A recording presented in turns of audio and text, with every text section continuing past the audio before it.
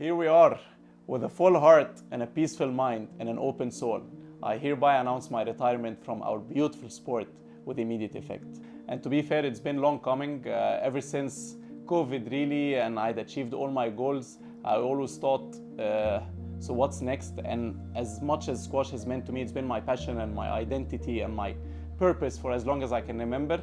I'm now a husband and a father for two beautiful young girls, and I've met so many of the milestones that I wanted to be there for.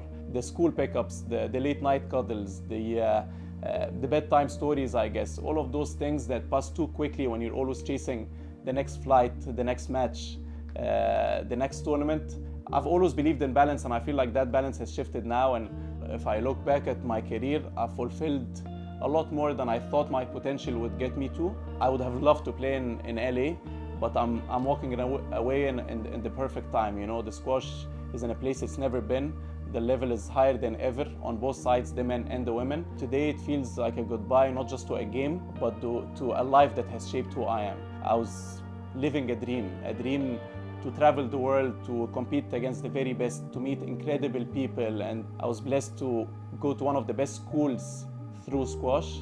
But most important of all, I was able to marry the woman of my dreams through squash. Carrying my country's name was one of the greatest honors of my career, you know, representing Egypt not just as a player, but as a person, just gave every match that deeper meaning, you know. And the biggest blessings was having Noor and Farida on tour with me for a couple of years. I can't say how proud and inspired I was with Noor and with my little daughter, and I think she and her siblings will look at those times with a lot of pride and a lot of learnings and a lot of lessons from their mom, and I hope they can replicate that in their own future. I know this is going to take a long time, but I have a long list of people that I want to thank, and I'm sure I'll omit some people as well. But first and foremost, my parents that have been everything to me, just for the values that they've instilled in me and still do every single day. I'll forever be grateful. I always say my parents are the ones who've raised me, but my brother is the one who has shaped me. So, and if they are the ones who have raised me and shaped me, Harvard has made me. And more specifically, Mike Way has made me. And then to the person who's guided me the most and has made me mature and understand the game like no other, Kareem Darwish. I don't know what to say about him, he knows it all. My whole team, my coaches, my fitness trainers, and most notably Hussam Shaddad, my physios, especially Derek Ryan and Dr. Ahmed Saif, my psychologists, my manager Ahmed Abdoun and 7 Agency, and to all my sponsors throughout the years, my fellow competitors.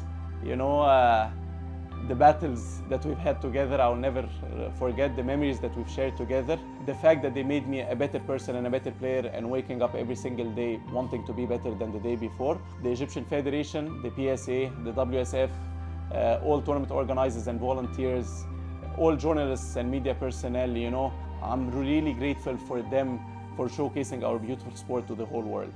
The referees, I'm sorry if I ever crossed the line, and I truly thank them for their very important yet often thankless role, or always thankless role really. For the most important person in my life, my wife and in my partner in everything, I love you. Thank you for holding me up when I needed it most. And as she knows, she's always been my anchor and she's always been my light really. To squash, thank you for the memories, thank you for the stage, thank you for the purpose, thank you for the joyful moments, thank you for the heartbreaks even, maybe a little too many of them. Yeah, but for now I get to ask myself, who am I beyond this? And I'm really excited to find out. I feel like I'm not saying goodbye to squash, I'm just saying goodbye to this version of myself, and I'm really excited for the next chapter.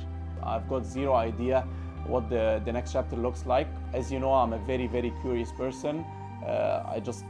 Life beyond squash excites me, you know, whether it's learning or creating or building something new or giving back. I think I'm ready.